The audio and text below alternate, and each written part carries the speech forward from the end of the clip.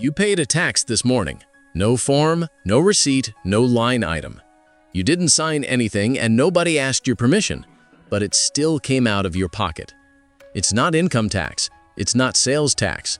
It doesn't have a name printed on any government document.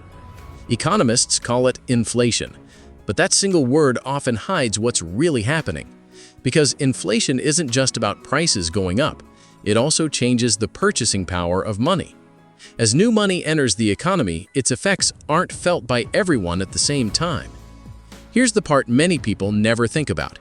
Every year, governments and central banks expand the money supply. Today, this mostly happens digitally rather than by printing physical cash.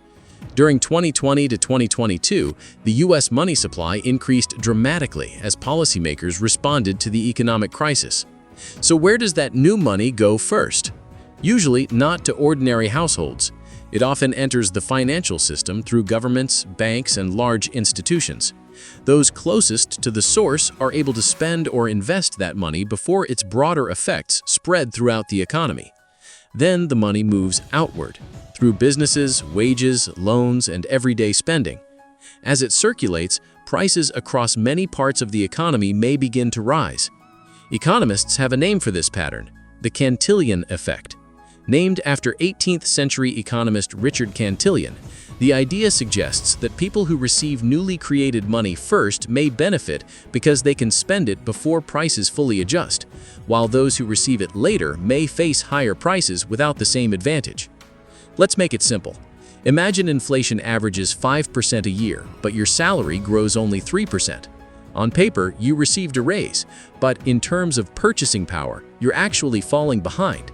Your money buys less than it did before. If that gap continues year after year, the effect becomes significant. Even though your bank balance may be growing, the amount of goods and services it can buy may steadily shrink.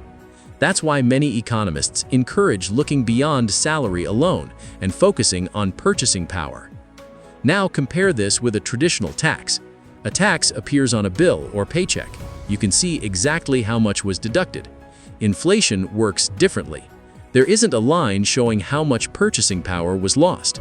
Instead, the effects appear gradually in grocery bills, rent, transportation, healthcare, and countless everyday expenses.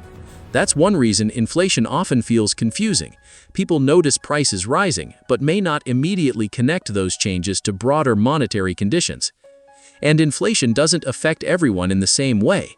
People who own assets like stocks, real estate, or businesses sometimes see those assets increase in value during periods of inflation, although this is never guaranteed. Meanwhile, people whose wealth consists mostly of wages and cash savings may find it harder to keep up if their income doesn't rise as quickly as prices.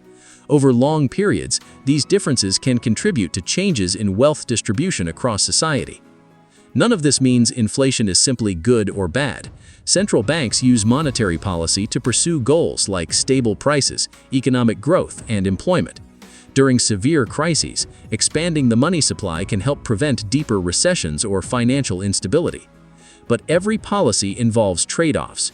Creating more money may support the economy during difficult times, yet it can also reduce the purchasing power of existing money if inflation remains elevated.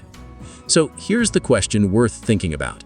If inflation quietly changes the value of the money you earn, save, and spend, how much attention do you really pay to your money's purchasing power?